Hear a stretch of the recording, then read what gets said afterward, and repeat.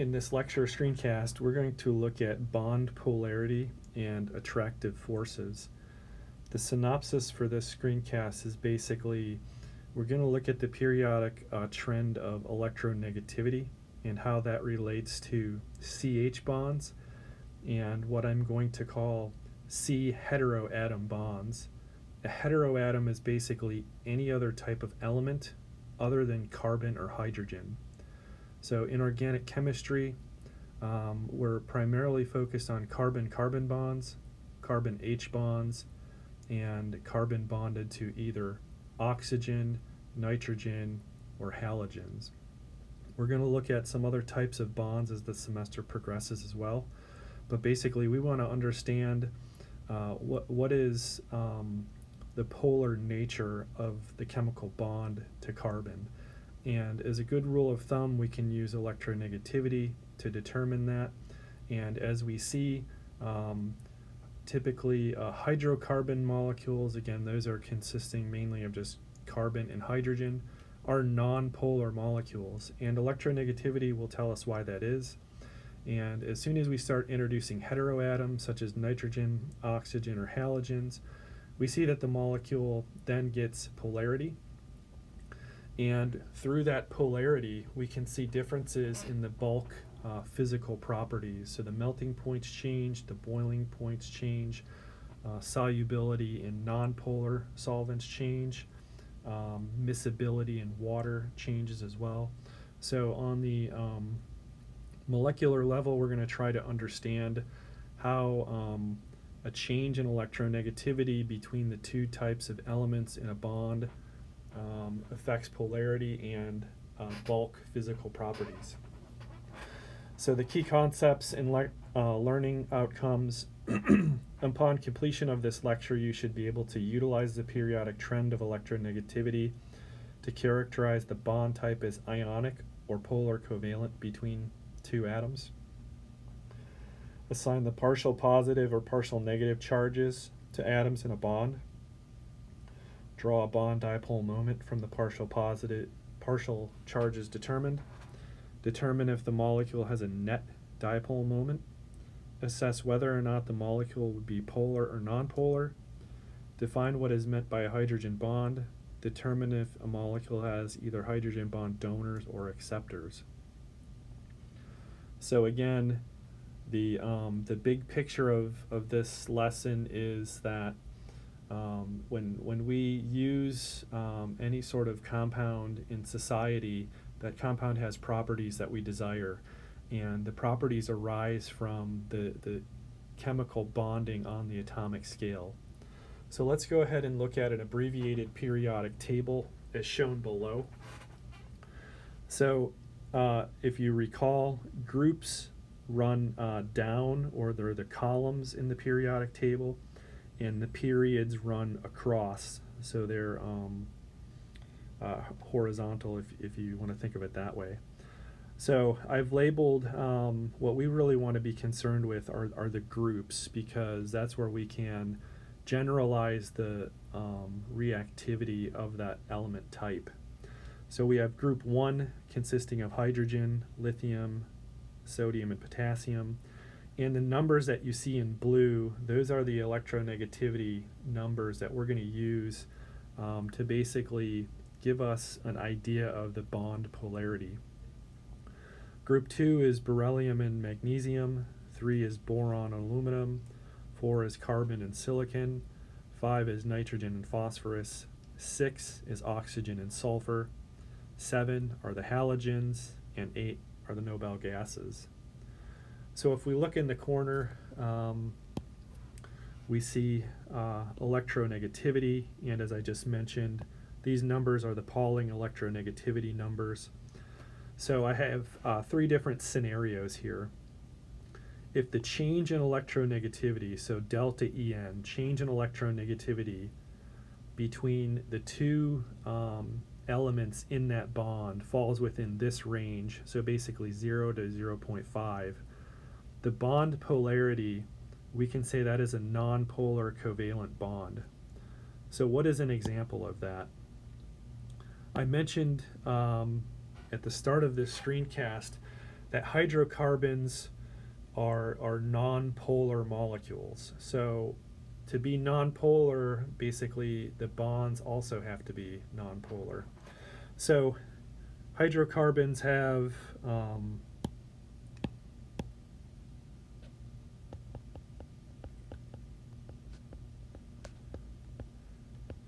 the following bond type: CC bonds and CH bonds. So those are the only type of bonds that you'll see in a hydrocarbon. So obviously a carbon-carbon bond, if we use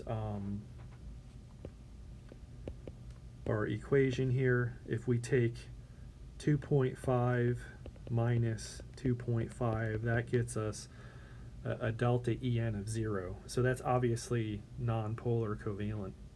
So what about a carbon-hydrogen bond? If we have 2.5 minus 2.2, that gets us 0.3.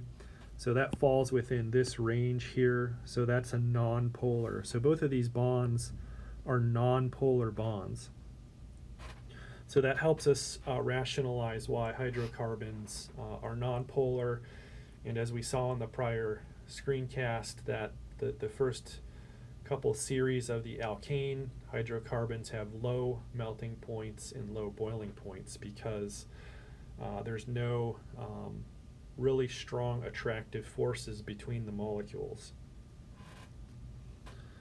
So what about the range here, 0.5 to about 1.6? These are termed polar covalent. And so that's pretty much what we're going to deal with in organic chemistry this semester, our understanding polar covalent bonds. We will also dabble in ionic bonds, because when we learn about forming carbon-carbon bonds, a way to do that is with carbanions, which are negatively charged carbon atoms. So we'll deal with that towards the end of this semester. But let's go ahead and look at, say, maybe a couple functional groups here and understand why their bonds are polar.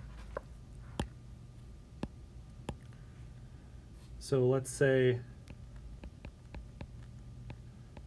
the alcohol functional group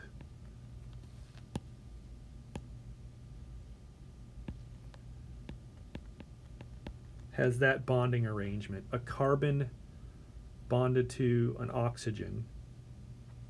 So if we do that same sort of math, oxygen has an electronegativity of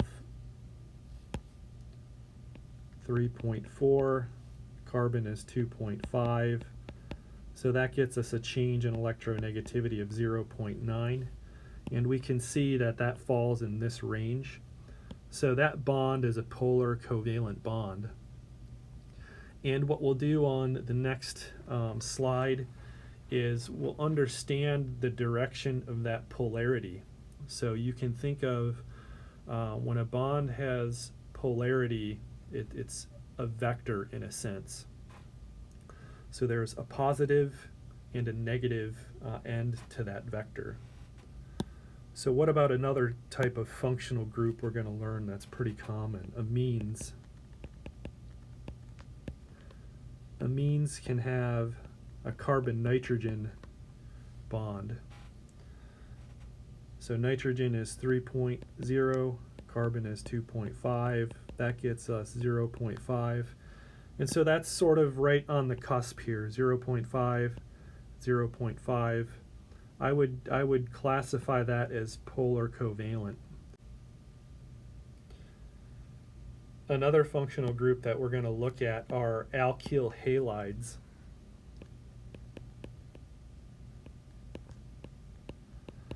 And those basically have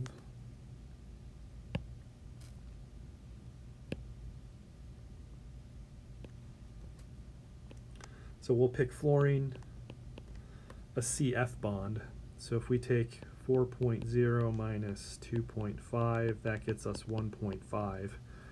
And we can see that's between this region here, 0.5 and 1.6. So that's a polar covalent bond.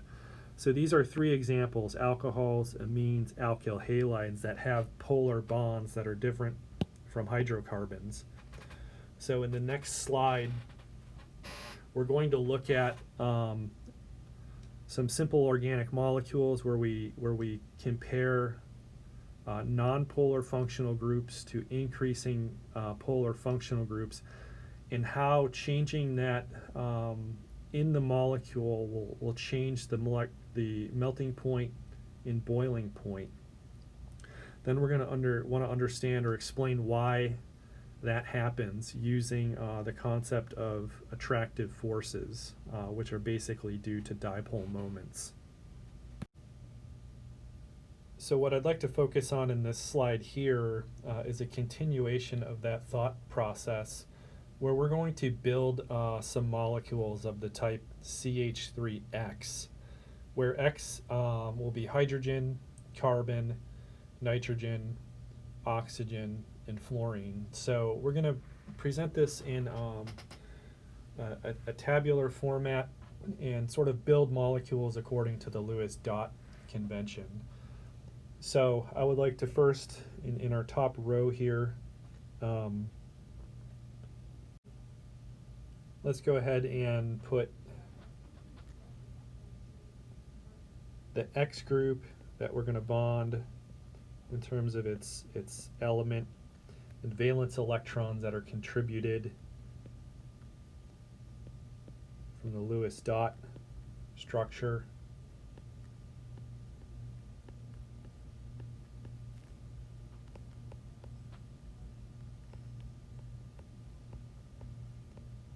So let me point out, as recall from general chemistry, so hydrogen and carbon, you can see that all the electrons are unpaired, so those have to form bonds, and we'll go through that. What you see in nitrogen, oxygen, and fluorine are paired electrons, so those are called lone pairs. So you'll notice that nitrogen has one lone pair, oxygen has two, and fluorine has three. So maybe what we can do is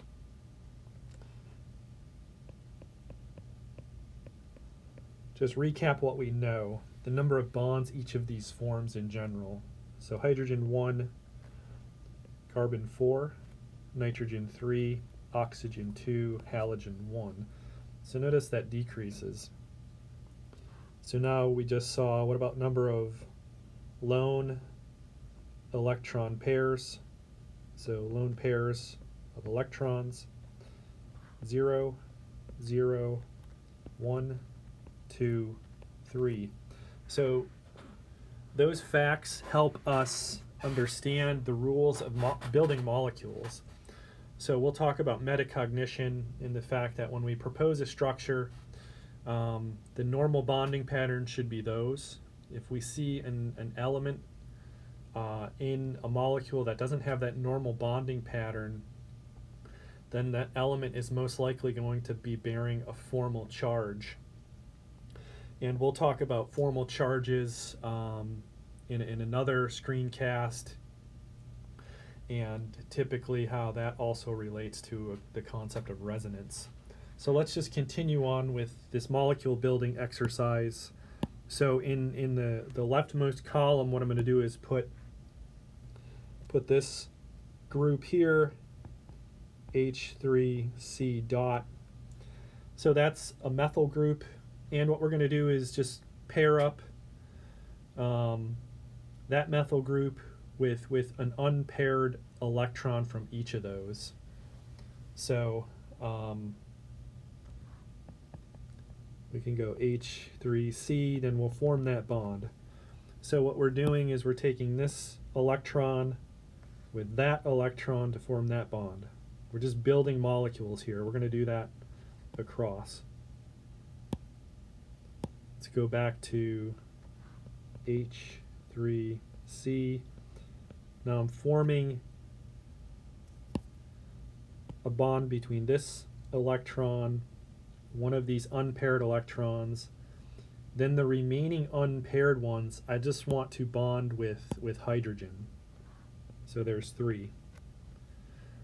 And so I'm arbitrarily just doing that so we can compare this series of molecules as we build them.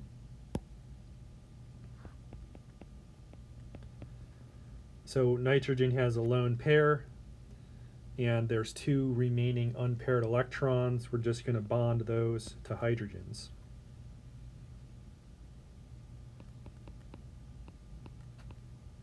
Oxygen now has 2 lone pairs. The remaining unpaired electron gets a hydrogen. So we notice now that we have an unpaired electron, and these are all paired. So the fluorine will get no hydrogens because it can only form 1 bond.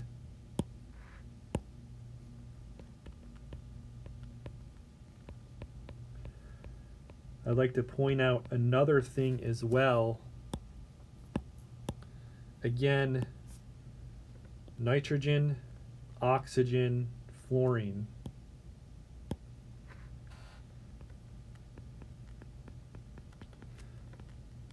Are what I'm going to refer to as heteroatoms. So again, hetero means different. Typically, again, all organic compounds will have carbon, they will have hydrogen. So the different atoms in there are going to be these heteroatoms, which are most often nitrogen, oxygen, and halogens. So what we did here, again, in this row, the number of lone pairs is important. So nitrogen has 1 lone pair, oxygen 2, halogens 3. So on heteroatoms, it's always good practice to show your lone pairs. And the reason I say that is because when we start learning mechanisms, we want to keep track of where electrons are going.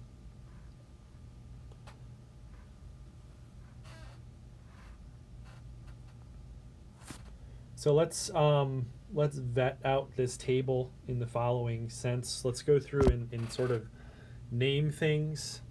So I said that this group, CH3,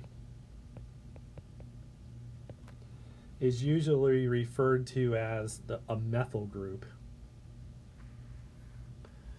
So every compound we've shown can be named according to basically a 1 carbon name, except the second one, which is ethane. So we'll call this methane,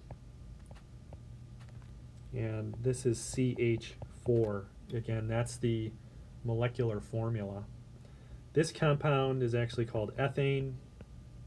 That's C2H6.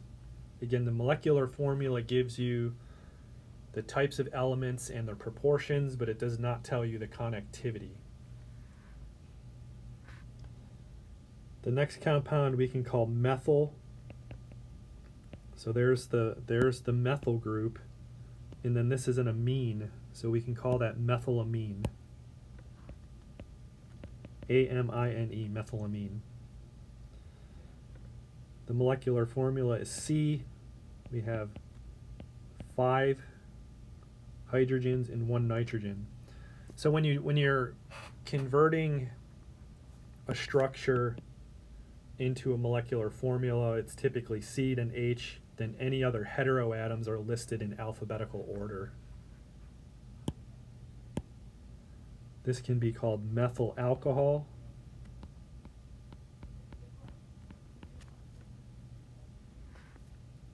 This is CH4O. And this can be called methyl fluoride.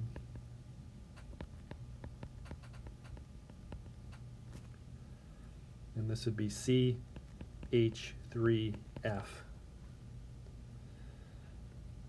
So we have, in terms of our columns here, name, molecular formula, molecular weight. And again, molecular weight is the number of each type of element times its atomic weight. So For methane, this is going to be 16, and our units here are grams per mole. Ethane is 30. Methylamine is 31.1. Methyl alcohol is 32. And methyl fluoride is 34. We will learn in the next module too, molecular weight is important. And we're going to learn an instrumental technique called mass spectrometry that's going to help us identify what a substance is. So you take a substance, you inject it into the mass spectrometer, and you'll actually get the mass. So if you know the mass, you can use some logic to figure out what the molecular formula is. So you know how to calculate molecular weight from this. So 12 times 1 is 12. 1 times 4 is 4. 12 plus 4 is 16. So you know how to convert this into that. But what if you're just given this? Can you figure out what the molecular formula is? Yes, you can, and I will show you how to think about doing that. There's a logical way of doing it, so you're not like completely lost. Let's go ahead now and look at some physical properties of these. So first we have melting point. The melting point of methane is in Celsius is negative 180. Ethane is negative 172. Methylamine is negative 93. Methanol is negative 98. Methyl fluoride is negative 141.8. Let's look at the boiling point, and then I'm going to circle back into the main point of this slide is understanding how the polarity of these carbon heteroatom bonds and the presence of these lone pairs then affect these physical properties. So our boiling point in degrees C, this is negative 161. Ethane is negative 88. Methylamine is negative 6.3. Methanol, or methyl alcohol, is 64.7. And methyl fluoride is negative 77.9. So a couple things we want to just recall from Gen Chem.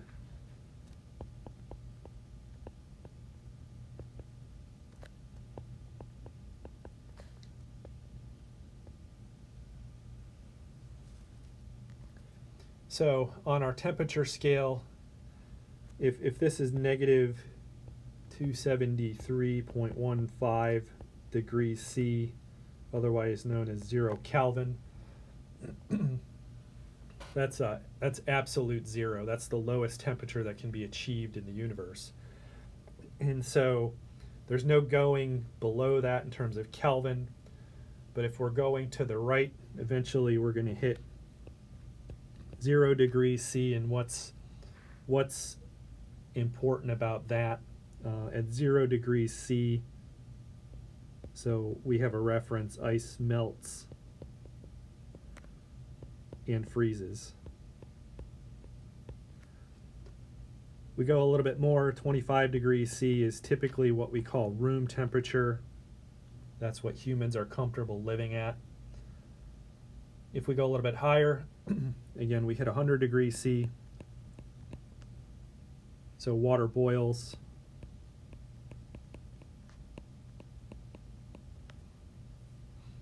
Steam condenses.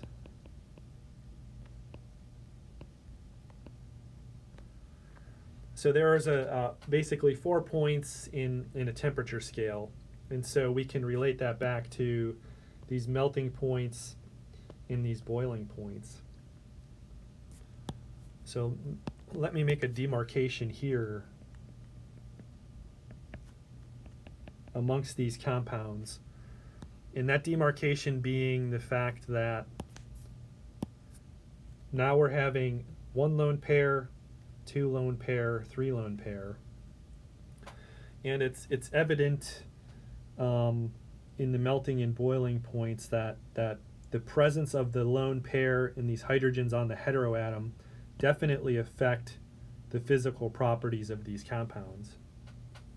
You can see that they're melting at a much higher temperature, and they're boiling much higher as well. So if we use our logic from the prior slide about bond polarity,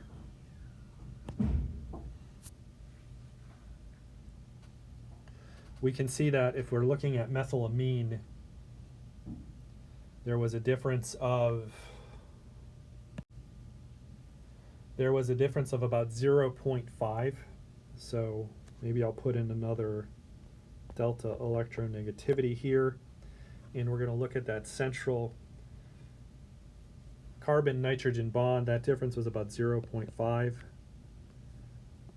For the CO bond, we had 0.9. And then the CF bond, we had 1.5. So that, again, that is telling us that that bond has polarity. And electrons by themselves are negative, correct? So if we have a lone pair of electrons, that's negative. We can then assign, this is partial negative in the bond here to carbon. Carbon is therefore partial positive. So through that assignment, we can say that this bond has a dipole moment. Essentially, the way we draw that is there's a plus sign where the partial positive atom is, and then an arrow pointing to the partial negative. Let's go ahead and do the same analysis now for the methanol. So again, you see 2 lone pairs, so the oxygen is delta minus, the carbon is delta plus. So we can draw the same sort of dipole moment. Same thing for the fluorine, the carbon. So really, the carbon-heteroatom bond is polarized. So if we go back up and look at our structures here, when X is a heteroatom, and there's the presence of these lone pairs, the molecule has a dipole moment. So another row we can put is molecular dipole.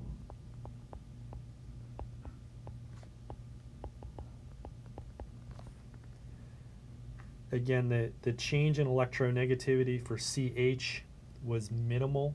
We calculated it to 0.3.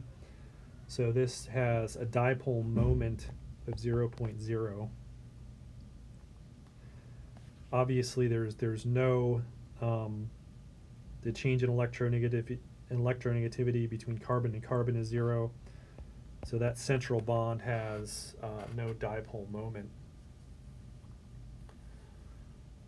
For the CN bond, the molecule has a dipole moment of 1.7. The CO here is 1.3, excuse me. The methanol is 1.7, and the methyl fluoride is 1.8. So those are numbers that you don't necessarily have to memorize. If anything, those would be given to you.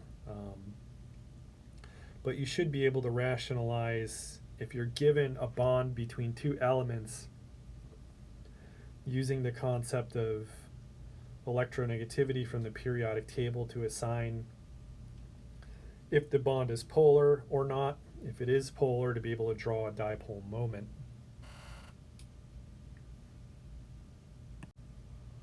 So let's spend some time considering why the boiling point for methylamine versus methanol is so different. Again, they both have a methyl group, and the heteroatoms, nitrogen has 1 lone pair, oxygen has 2. Why are these boiling points, why are they different, and why are they so much different than, say, ethane versus methane. So again, it's going to be not only the presence of the lone pairs, but also the presence of the NH and OH. So there's an attractive force called hydrogen bonding.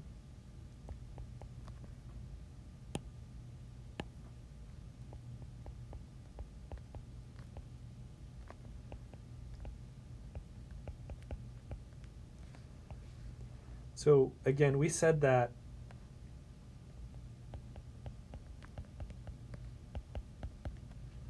water boils at 100 degrees C. So water definitely has a molecular weight lower than methylamine or methanol. So you can't really use a thought process of a molecule being heavy in terms of its molecular weight. So really what you're looking at is the functional groups present in the attractive forces between those between the molecules. So why does water boil so high, higher than both methylamine and methyl alcohol? So it's due to the following. If we consider two molecules of water,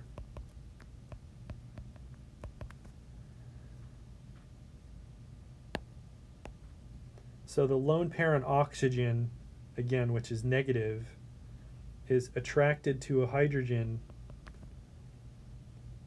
of another molecule. So that's called a hydrogen bond.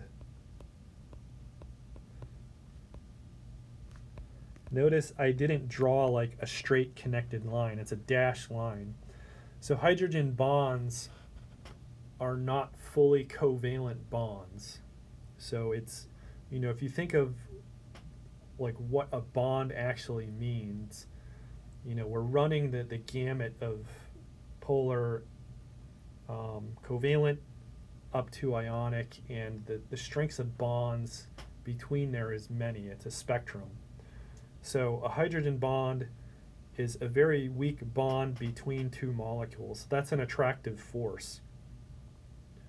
So attractive forces tend to hold those molecules together. And when you're looking at the boiling point of a liquid, you have to put more heat into that solution to get those bonds apart from one another and actually have the molecules separate. So methylamine and methanol can also do that hydrogen bond phenomenon as well. So for example, let's take methanol.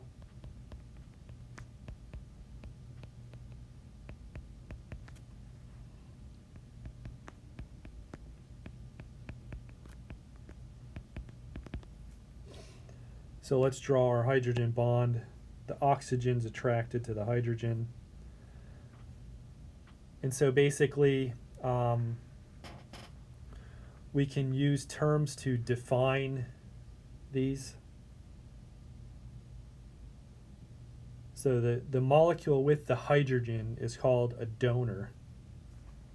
So this molecule down here would be a hydrogen bond donor. And the molecule up here would be a hydrogen bond acceptor. So the molecule is donating the H that's used in the hydrogen bond, and the other molecule is accepting that H.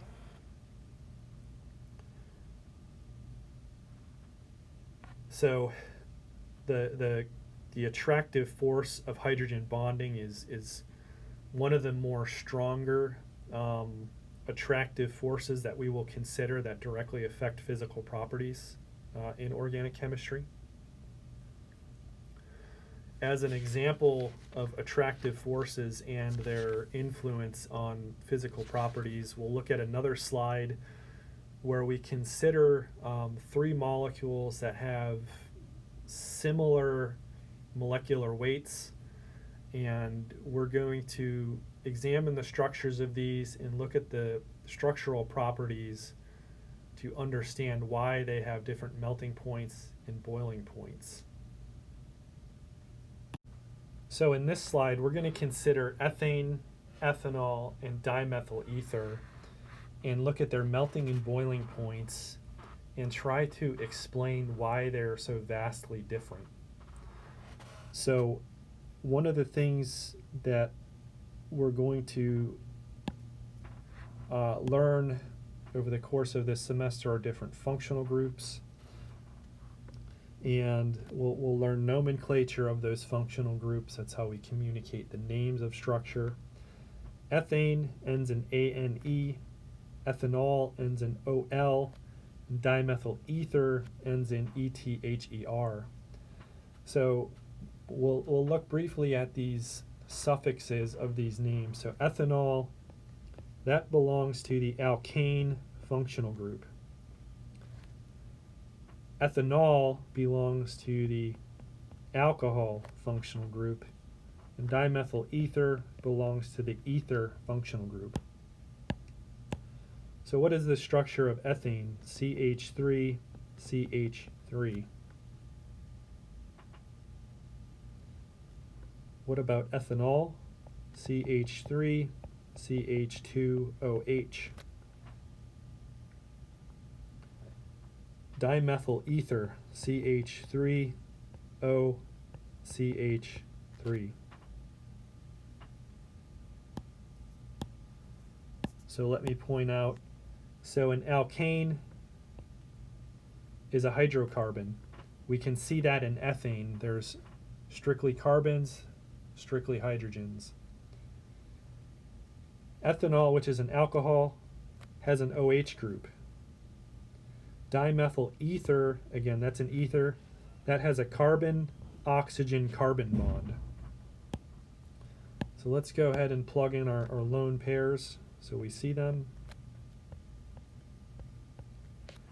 These are three different functional groups. Let's calculate their molecular weights.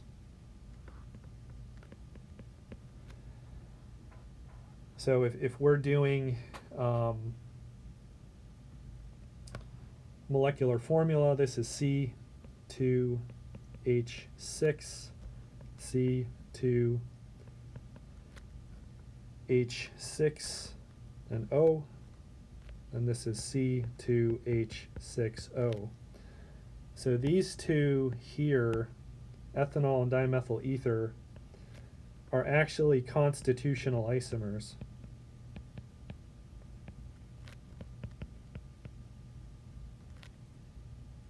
So they have the same molecular formula but different connectivity.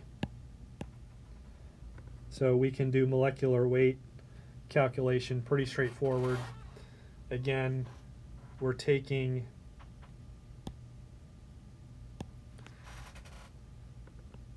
as an example CH, those are the elements, the atomic weights 12 and 1 times the proportions, and then adding those together. So ethane was 30. So for ethanol, we can see that C2H6, we see that here, then we're adding oxygen, which is 16. So that's going to get us 46. And then because those are constitutional isomers, they have the same molecular formula, the same molecular weight. Again, now what we're off to consider, if we're given this melting point, boiling point data, ethane is -182, and it boils at -89. Ethanol melts at -114 and boils at 78. Dimethyl ether melts at -138 and melts at boils at -25. So we can see that the melting points are all negative. But what we really want to understand now is this number right here. The boiling point of ethanol is 78. So if room temperature is 25 degrees C,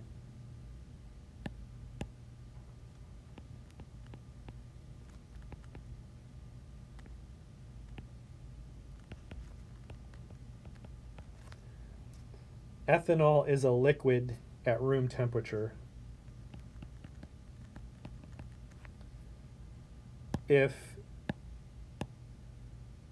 these have the same molecular formula, the same molecular weight, why is this so different than that? And so let's redraw those structures and examine the functional groups present and how we can interpret that.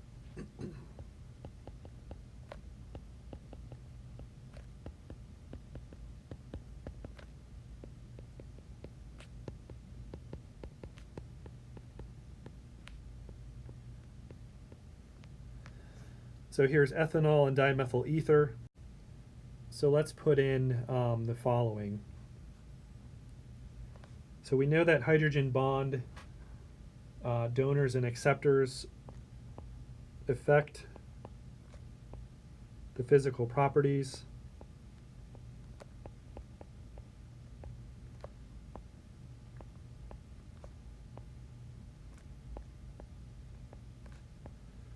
So we'll analyze these structures and answer the following questions.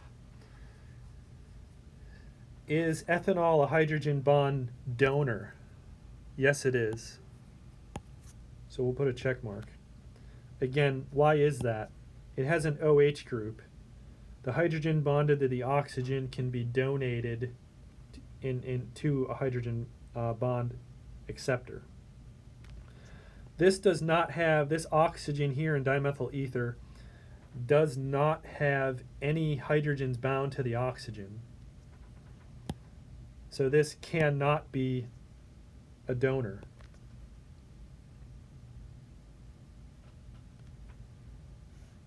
In ethanol, can it be a hydrogen bond acceptor? Yes, it can, because the oxygen has lone pairs. The same thing goes for the dimethyl ether. The lone pairs of dimethyl ether can accept a hydrogen bond. So the fact that ethanol has both of these possible scenarios means that the attractive forces between the ethanol molecules are greater than what we see in the dimethyl ether. So that explains to some extent why we see such a great difference between this boiling point at negative 25 degrees C for dimethyl ether and 78 for ethanol. So this is a pretty big jump, right? It's over 100 degrees difference. And we're rationalizing that on the fact that the ethanol can both be a donor and acceptor of hydrogen bonds. So again, the molecules are more attracted to one another. More heat has to be put into the bulk system to separate those molecules from one another. Whereas in the dimethyl ether, that's not the case.